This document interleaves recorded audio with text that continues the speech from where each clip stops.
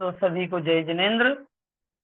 और 241 नंबर श्लोक से आज की कक्षा को हम प्रारंभ करते हैं। और दान का उपदेश चल रहा है। दान के विषय में, पात्र दान के विषय में आचार्य महाराज निरंतर नए नए सद्वाक्यों के माध्यम से, नए नए तर्कों के माध्यम से, नए नए उदाहरणों के माध्यम से हम सभी को दान देने के लिए प्रेरित कर रहे हैं। और व्यर्थ के कार्यों में जो हम अपने धन को नष्ट करते हैं, उन सभी से हमको बचाने की चेष्टा कर रहे हैं। तो चलिए 241 नंबर के श्लोक से शुरू करते हैं कि नाथा पदात् पदमपि व्रजति त्वदीयो व्यावर्तते पितृवनान्ननु बन्धुवर्गः दीर्घे सते प्रवसतो भवता सखैकम पुण्यम भविष्यति ततः क्रियताम तदेव। तुम्हारा धन अपने स्थान से एक कदम भी नहीं जाता। इसी प्रकार तुम्हारे बंधुजन शमशान तक तुम्हारे साथ जाकर वहां से वापस आ जाते हैं। लंबे मार्ग में प्रवास करते हुए तुम्हारे लिए एक पुण्य ही मित्र होगा। इसलिए हे भव्य जीव, तुम उसी पुण्य का उपार्जन करो। बताओ कितनी सटीक बात है यहाँ पर आचार्य महाराज हमको बता रहे हैं कि जब हमारा यहाँ से जाने का समय होता है तो धन अपने स्थान से हिलता तक नहीं है। वही धन जिसे हम प्राणों से भी प्यारा मानते हैं, वो धन अपने स्थान से हिलता भी नहीं है। और फिर जिन्हें हम धन से थोड़ा कम चाहते हैं, ऐसे हमारे भाई बंधु लोग, वो शमशान तक चले जाते हैं लेकिन उससे आगे भी नहीं जाते, और वहां से वो वापस आ जाते हैं। और ऐसे लंबे प्रवास में, ऐसी यात्रा में कोई हमारा साथी नहीं होता, कोई मित्र नहीं होता। एक पुण्य ही है जो हमारा मित्र होता है, हमारा साथी होता है। कितनी बड़ी विडंबना है। जिसे हम सबसे ज्यादा चाहते हैं वो अपने स्थान से हिलता भी नहीं है, और दूसरे नंबर पर जिसे हम सबसे ज्यादा चाहते हैं वो शमशान तक जाकर के वापस हो जाता है। लेकिन जो हमारे साथ निरंतर जाता है, चलता है, उसके प्रति हमारा उदासीन परिणाम रहता है, उदासीन भाव रहता है। ये बड़ी विडंबना की बात है, परेशानी की बात है कि जो हमारे साथ चल रहा है हम उसको इग्नोर कर रहे हैं, उसे हम इग्नोर कर रहे हैं। और जो हमारे साथ चलने को तैयार नहीं, उससे हम रिश्ता बनाने की चेष्टा कर रहे हैं। तो भैया इस लंबे प्रवास में, संसार रूपी मार्ग में हमारे लिए मात्र एक पुण्य ही साथी है। इसलिए पुण्य को संचित करने का प्रयत्न करना चाहिए दान के माध्यम से। सौभाग्य शौर्य सुख रूप विवेकिताया विद्या वपुर धन गृहाणि कुले च जन्म संपद्यते खिल मिरम किल पात्र दानात् तस्मात् किमत्र सततम क्रियते न यत्नः। सौभाग्य, सूरवीरता, सुख, सुंदरता, विवेक बुद्धि आदि, विद्या, शरीर, धन और महल तथा उत्तम कुल में जन्म होना, यह सब निश्चय से पात्र दान के द्वारा ही प्राप्त होता है। ये सब चीजें, सौभाग्य मिलना, सूरवीरता होना, सुख, सुंदरता है, विवेक बुद्धि, शरीर, धन, महल, सब कुछ, चाहे उत्तम कुल में जन्म लेना हो, सब कुछ हमें पात्र दान के फल से ही प्राप्त होगा। तो हे भव्य जीवो, तुम उस पात्र दान के विषय में निरंतर प्रयत्न क्यों नहीं करते? बताओ, जिससे हमें ये चीजें मिलनी है उसी के लिए हम प्रयत्न करते नहीं हैं। कितनी परेशानी की बात,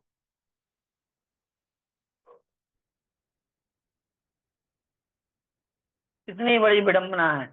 जिनसे हमें ये सब चीजें मिल रहे हैं, हम उनसे दूर भागते रहते हैं। तो भैया ये सब चीजें हम यदि चाहते हैं संसार में, तो हमें पात्र दान करते रहना चाहिए। न्यासस्य तद्म चक्रग्रहणं च सूनो रर्थेन तावदिहकार हितव्यमास्ते धर्माय दानमधिकाग्रतया करिष्ये संचिन संचिन्तय संचिन्तयन्नपि गृहीमतिमेति मूढ़ः। प्रथमतः यहाँ धन से कुछ निक्षेप भूमि में रखना, भवन का निर्माण और पुत्र का विवाह करना है। तत्पश्चात यदि अधिक धन हुआ, धर्म के निमित्त दान करूंगा। इस प्रकार विचार करता हुआ ही यह मूर्ख गृहस्थ मरण को प्राप्त हो जाता है। बताओ, मतलब जो मूर्ख व्यक्ति होता है वो क्या करता है? धन से सबसे पहले क्या सोचता है कि हम धन से कुछ निक्षेप कर लें, मतलब गाड़ के रख लें, आगे काम आएगा। तो कुछ चाहे अपन करते ना कि अब चलो जमीन खरीद लो, प्लॉट ले लो, भवन निर्माण कर लो, मकान कर लो। तो पैसे हैं तो अपन क्या सोचते हैं कि इन सब चीजों का संग्रह कर लें, पुत्र का विवाह करना है, और फिर जब कुछ बचेगा धन तो हम उससे क्या करेंगे? धर्म करेंगे, दान करेंगे। और ऐसे ही विचार करते करते वह मनुष्य इस संसार से विदा हो जाता है और कुछ नहीं कर पाता अपनी जिंदगी में। मतलब सोचता ही रहता है कि अभी तो हमारे पास थोड़ा ही सा धन है, थोड़ा सा धन है, इससे हम क्या दान करें, क्या ना करें। हमारे ही खर्चे तो पूरे नहीं हो पा रहे, हम कहाँ से दान करेंगे। ऐसे ही सोचते सोचते कि भैया अब जब थोड़ा और ज्यादा पैसा हो जाएगा हैं तब दान करेंगे।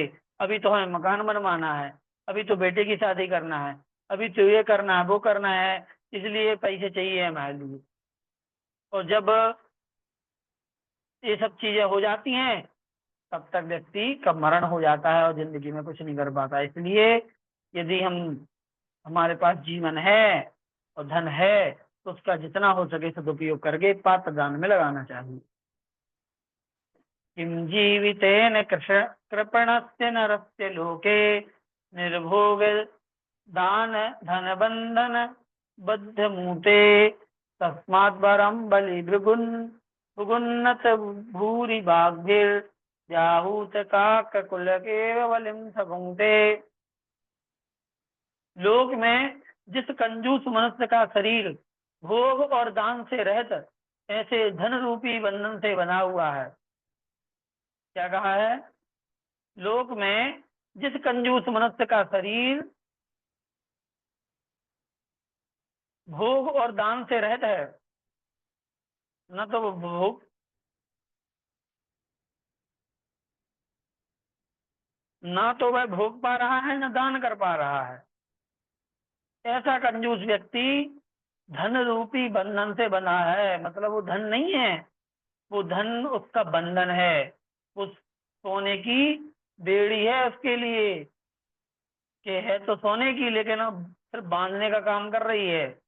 उसके जीने का क्या प्रयोजन है? कुछ नहीं, उसके जीने से कोई लाभ नहीं।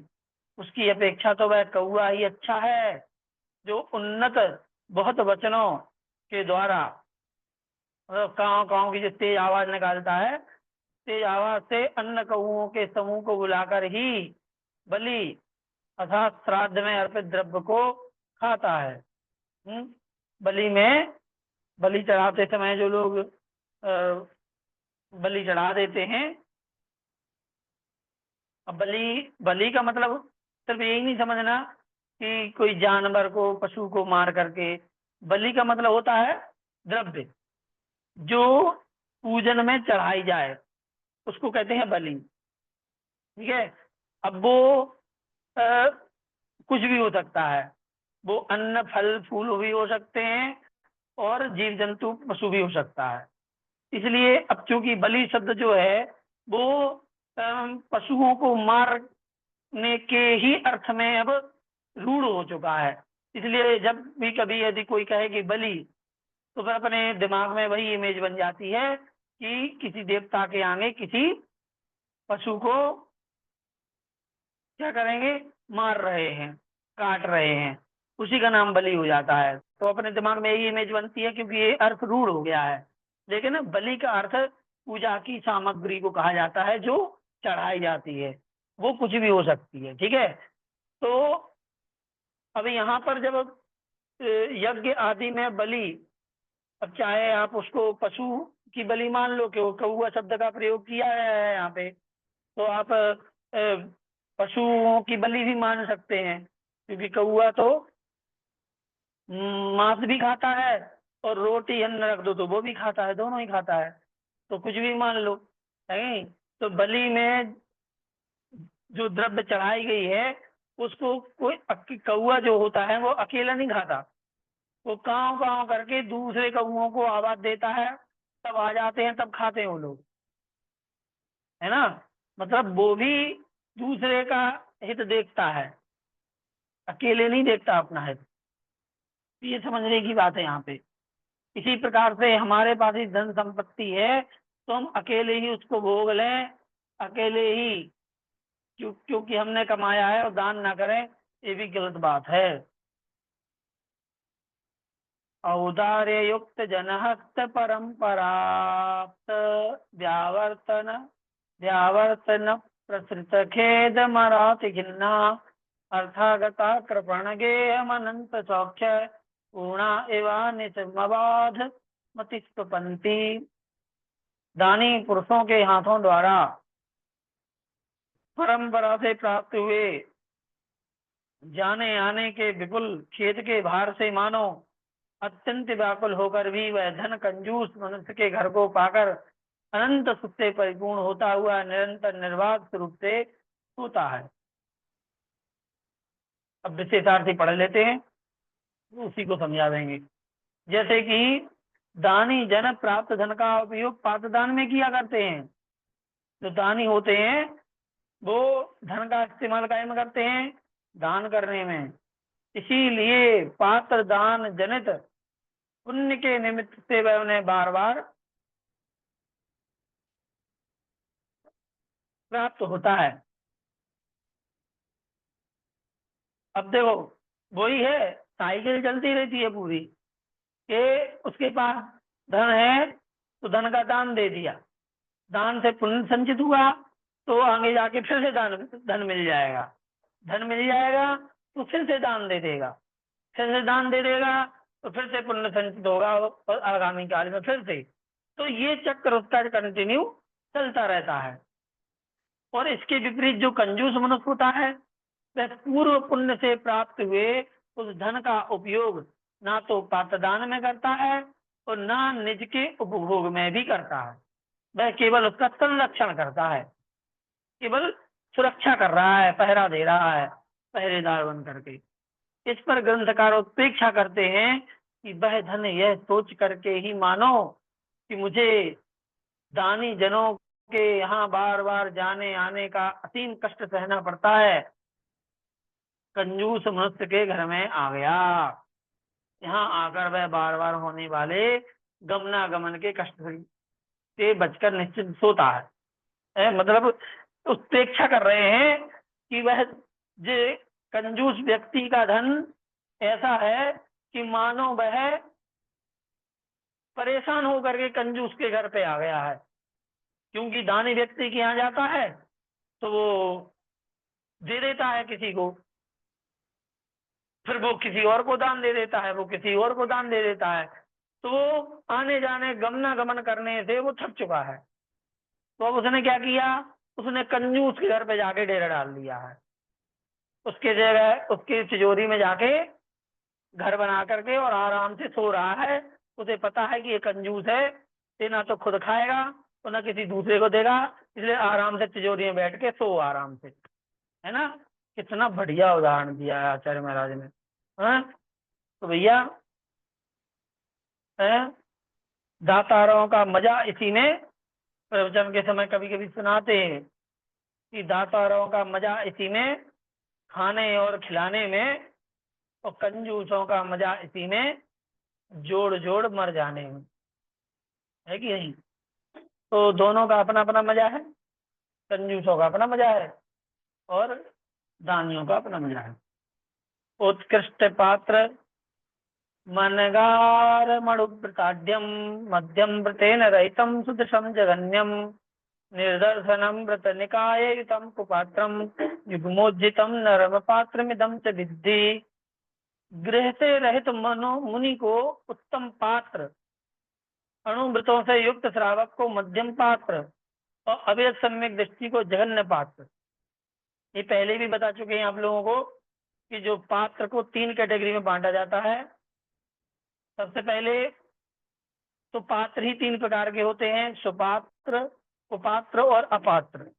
तो उसमें से जो सुपात्र हैं वो भी 3 प्रकार के, उत्तम सुपात्र, मध्यम सुपात्र और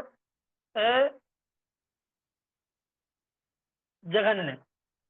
उत्तम, मध्यम, जघन्य, जघन्य सुपात्र, ये तीनों 3 प्रकार के सुपात्र होते हैं। तो उत्तम सुपात्र कौन है? मुनिराज, सम्यक दृष्टि मुनिराज उत्तम सुपात्र होते हैं। और जो व्रती श्रावक होते हैं, प्रतिमाधारी आदि अणुव्रतों का पालन करने वाले, ये मध्यम सुपात्र हैं। और जो अविरत सम्यक दृष्टि हैं, जिनका कोई व्रत नहीं है, गृहस्थ हैं, ठीक है, और व्रत भी नहीं है, ऐसे वो जघन्य पात्र कहलाते हैं।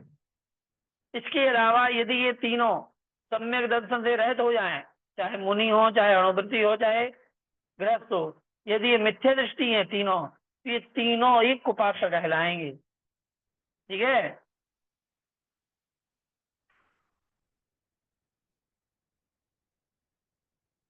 और इसके अलावा जो ना तो सम्यक दृष्टि है और ना ही व्रती है, वो व्यक्ति, वो मनुष्य अपात्र कहलाता है। ना तो उसके पास सम्यक दर्शन है और ना ही व्रत है। देखो, जिसके पास व्रत भी है और सम्यक दर्शन भी है, तो सम्यक दर्शन प्लस व्रत बराबर सुपात्र। ठीक है। फिर सम्यक दर्शन नहीं है, केवल व्रत है, तो वो कुपात्र। और तीसरा, न सम्यक दर्शन है न व्रत है, कुछ भी नहीं है, तो वो अपात्र। ऐसे आप लिख लेना, ये इम्पोर्टेंट है। बाकी चीजें तो ठीक है, प्रवचन की तरह थी, लेकिन ये यहाँ पर परीक्षा के लिए जरूरी है कि पात्र कितने प्रकार के, कौन कौन से और कैसे। ठीक है, इसलिए इसको नोट कर लेना आप लोग। तेभ्य प्रदत्त मिहदान फलम जनानामेतद् विशेषण विशिष्ट मधुस्वभावात् अन्यादृशे हृदये तदपि अन्यादृशे हृदये तदपि स्वभावात् चावचम भवति किम बहुभिर्वचोभिः। दान देने वाले कौन से पात्र हैं? दान देने वाले तो पात्र में से जो गृहस्थ और व्रती श्रावक सिर्फ यही दान दे सकते हैं। मुनियाद दान नहीं दे सकते, मतलब आहार दान नहीं दे सकते, ज्ञान दान दे सकते हैं। ठीक है। और यदि उनकी वाणी से, आशीर्वाद से औषधि की काम होता हो तो औषधि दान भी आप समझ सकते हैं, है ना। अभय दान भी दे सकते हैं। आहार दान और आवास दान ये उनके उसमें नहीं है। यदि आवास दान को अभी आश्रय मान लो तो आवास दान भी अभय दान भी हो जाएगा। अभय दान मतलब किसी के प्राणों की रक्षा करना, तो ये भी हो जाएगा। तो इस प्रकार से भी देखा जाए तो आहार दान को छोड़ दें तो तीनों प्रकार के दान मुनिराज भी दे सकते हैं, सिर्फ आहार दान नहीं दे सकते। और बाकी लोग चारों प्रकार के दान दे सकते हैं, है ना। अब क्या कह रहे हैं?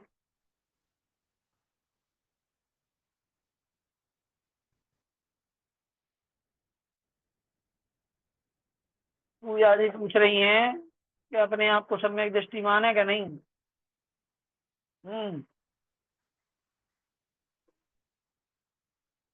बिल्कुल। यदि सच्चे देव सदगुरु पर श्रद्धान है आपको, तो गुरु को, देव आदि को आप नहीं पसंद करते या नहीं उन पर श्रद्धा करते, तो आप निश्चित रूप से अपने आप को सम्यक दृष्टि माने। ठीक है। तो उसमें कोई शंका नहीं, क्योंकि आप ये बात समझते हैं कि सच्चा कौन है, झूठा कौन है ना, सही कौन है, गलत कौन है। जिसको सही गलत का भेद करना आ गया, मतलब वो सम्यक दृष्टि हो गया, उसकी दृष्टि सम्यक हो गई। सम्यक दृष्टि मतलब दृष्टि, नजरिया, देखने का तरीका सही हो जाना। तो जिसको ये समझ में आ गया है कि ये सही देव है, ये कुदेव है, ये सच्चे देव है, ये कुदेव है, जिसको इतना फर्क करना आ गया, मतलब उसकी दृष्टि सम्यक हो गई, सही हो गई। तो सही हो गई तो जो सच्चा है उसको मानो, उसको पूजो, और जो झूठा है, मिथ्या है, उसको मत पूजो, उसको मत मानो, है ना, उसको उसी रूप जानो कि ये मिथ्या है, उसकी पूजा भक्ति नहीं करो। बस हो गया सम्यक दृष्टि, यदि इतना आपके मन में है तो, है ना। फिर बोलने बताने के लिए यदि हो तो नहीं, तो ये अपने आप को सम्यक दृष्टि मान करके चलना चाहिए। अब कहते हैं कि उन उपर्युक्त पात्रों के लिए दिए गए दान का फल मनुष्यों को नहीं, मनुष्यों को इन्हीं उत्तम मध्यम जघन्य कुत्सित और अपात्र विशेषणों से विशिष्ट प्राप्त होता है। अथवा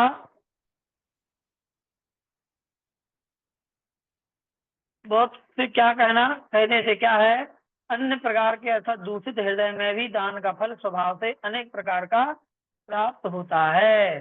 दान का फल अनेक प्रकार से प्राप्त हो जाता है। तत्तारियान्य भय भेषज भुक्ति शास्त्र दानानि तानि कथितानि महाफलानि नान्यानि गोकनक भूमि रथांगनादि दानानि निश्चितमवध्य कराणि यस्मात् अभयदान, औषधदान, आहारदान, शास्त्रदान, ये चार दान कहे गए हैं, वे महान फल को देने वाले हैं। इनसे भिन्न गाय, सुवर्ण, पृथ्वी, रथ और स्त्री आदि के दान महान फल को देने वाले नहीं हैं, क्योंकि वे निश्चय से पापोत्पादक हैं। अब देखो ये श्लोक महत्वपूर्ण है, आप नोट कर लें इसको और लिख लें, बढ़िया से याद कर लें। सबसे पहले तो चार प्रकार के दान हैं, अभयदान, औषधदान, आहारदान और शास्त्र। शास्त्र को भी ज्ञान दान कह सकते हैं, है ना। और अभयदान जो है, अभयदान को अभयदान या आवास दान भी बोल सकते हैं, ठीक है। ऐसे तो ये चार प्रकार के दान हैं, और ये दान जो है महान फल को देने वाले हैं। और इसके अलावा यदि कोई सोना दान करता है, पृथ्वी दान करता है, रथ, स्त्री, भिन्न गाय के दान देते हैं, तो स्त्री आदि के दान जो है महान फल को देने वाले नहीं है, इनसे कोई फल मिलने वाला नहीं है, जो चार प्रकार के दान से मिलता है ना। ये बाकी चीजें तो सब पाप को उत्पन्न करने वाली हैं। यदीयते जिन गृहाय धरादि किंचित तत्त संस्कृति निमित्तमिह प्ररूढ़म आस्ते तदस्तद, अरे भाई पेन चला देते हैं, आस्ते ततस्तदति दीर्घतरम ही काले जैनम च शासनमतः कृतिमस्ति तु। जिनालय के निमित्त से जो कुछ पृथ्वी आदि का दान किया जाता है, वह यहाँ धार्मिक संस्कृति का कारण होता है ना, और संस्कृति का कारण होकर अंकुरित होता हुआ अत्यंत दीर्घ काल तक रहता है। इसलिए उस दाता के द्वारा जैन शासन ही किया गया है ना। देखो अब आप कहोगे कि भैया चार दानों में ये मंदिर दान करना, मंदिर बनवाना, या फिर मंदिर के लिए भूमि दान देना, ये किसमें आएगा, क्या मानेंगे इसको, क्या जानेंगे इसको, समझ रहे बात को। तो यहाँ स्पष्ट कर दिया महाराज ने, आचार्य महाराज ने, कि जिनालय के निमित्त से यदि कोई पृथ्वी का दान करता है, प्लॉट, जमीन, कुछ भी दान करता है, तो वो क्या कर रहा है, उस दाता के द्वारा जैन शासन किया गया है, जैन शासन को ही पुष्ट किया गया है, इसलिए वो दान में ही आएगा, है ना। आप चाहे तो उसे किसी भी प्रकार के दान में जोड़ सकते हैं। धर्मशाला बने तो आवास दान, मंदिर भी बनेगा तो भी आवास दान में जाएगा, अभय दान में जाएगा, आवास दान में जाएगा। क्यों? क्योंकि उस मंदिर में भगवान त्रिलोकीनाथ का आवास होता है। क्या बोल रहे हैं?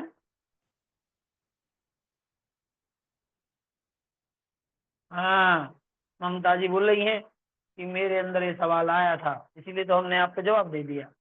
ठीक है, हमें पता था कि कोई ना कोई ये सोच ही रहा होगा कि 4 दानों में तो ठीक है, लेकिन हम प्लॉट दान कर रहे, जमीन दान कर रहे, ये तो कहीं समझ ही नहीं आ रहा कहाँ आएगा।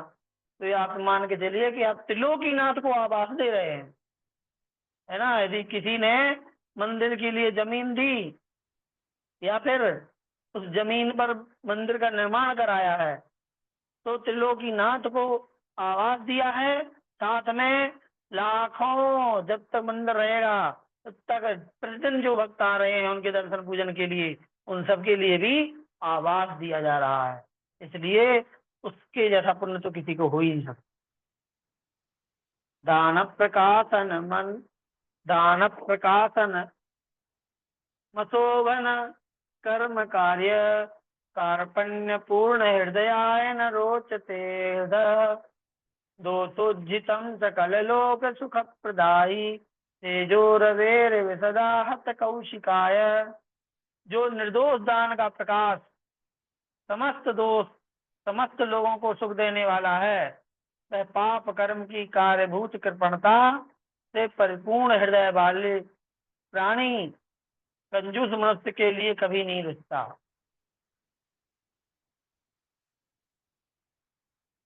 धर्म के लिए दान उत्तम होता, बिल्कुल सही है। तो जो निर्दोष दान का प्रकाश समस्त लोग को सुख देने वाला है, वह पाप कर्म की कृपणता से परिपूर्ण, कंजूसी से परिपूर्ण हृदय वाले कंजूस मनुष्य के लिए कभी नहीं रुकता। जिस प्रकार की दोष अर्थात रात्रि के संसर्ग से रहित होकर संपूर्ण प्राणियों को सुख देने वाला सूर्य का तेज निंदनीय उल्लू के लिए रुचिकर प्रतीत नहीं होता है। कहने का तात्पर्य है कि दान जो है ना, वो पाप करने वाले कंजूस मनुष्य के लिए अच्छा नहीं लगता। मतलब कंजूस मनुष्य के लिए दान अच्छा नहीं लगता, दान रुचता नहीं है उसको। जबकि दान व्यक्ति को अंधेरे से प्रकाश में ले जाने वाला है, दान प्रकाशक है। फिर भी वह जो कंजूस व्यक्ति है, जो अन्नदार व्यक्ति है, उसके लिए वो अच्छा नहीं लगता। जैसे कि उल्लू को सूर्य का प्रकाश अच्छा नहीं लगता। सूर्य का प्रकाश जो कि पूरी दुनिया को एनर्जी दे रहा है, प्रकाश दे रहा है, उसी कारण से पेड़ पौधे फल फूल रहे हैं, हम लोगों का काम चलता है। ऐसे सूर्य के प्रकाश को उल्लू पसंद नहीं करता। तो जैसे उल्लू को सूर्य का प्रकाश अच्छा नहीं लगता, वैसे ही पापी जीवों को दान करना अच्छा नहीं लगता। अब समझ लो भैया, को उल्लू है, को तीर्थ यात्रा करवाने में दान देंगे, तो भैया तीर्थ यात्रा करवाने में दान देंगे तो आपको धर्म प्रभावना करने के कारण से ज्ञान दान होएगा। ज्ञान दान तो है ही साथ में, इसके साथ में प्रभावना का पुण्य मिलता है। ठीक है, क्योंकि जिन बिंब के दर्शन कराने से सम्यक दृष्टि बन रहा है वो जीव, और सम्यक दृष्टि बनने के कारण से अपार पुण्य का बंध करेगा, उसी का फल हमें भी मिलेगा, है ना। तो उसमें भी हमें क्या है, ज्ञान दान का परिणाम हम मान सकते हैं उसको। चलो ये दोनों श्लोक पूरे कर लेते हैं, चैप्टर खत्म हो जाएगा यहाँ पे। दानोपदेश नमितम कुरुते प्रमोद, मासन्न भव्य पुरुषस्य न चेतरस्य, जाते समुल्लसति दारु, जाति समुल्लसति दारुण भृंग सांगा, दिंदीवरम हसंति चंद्र करई न चात्मा। यह दान का उपदेश आसन्न भक्त पुरुष के लिए आनंद को करने वाला है, ना कि अन्य पुरुष के लिए। जब ये देखो, ये जो दान का उपदेश चल रहा है ना इतने श्लोकों में, 50-55 श्लोकों में हम लोगों ने क्या किया, दान का उपदेश पढ़ा, दान के बारे में। तो ये दान का उपदेश केवल जो आसन्न भव्य व्यक्ति हैं उनको तो आनंदित करने वाला होगा। देखो एकदम, अब देखो अपनी अपनी परीक्षा करने का समय आ गया है कि जो आसन्न भव्य व्यक्ति होगा,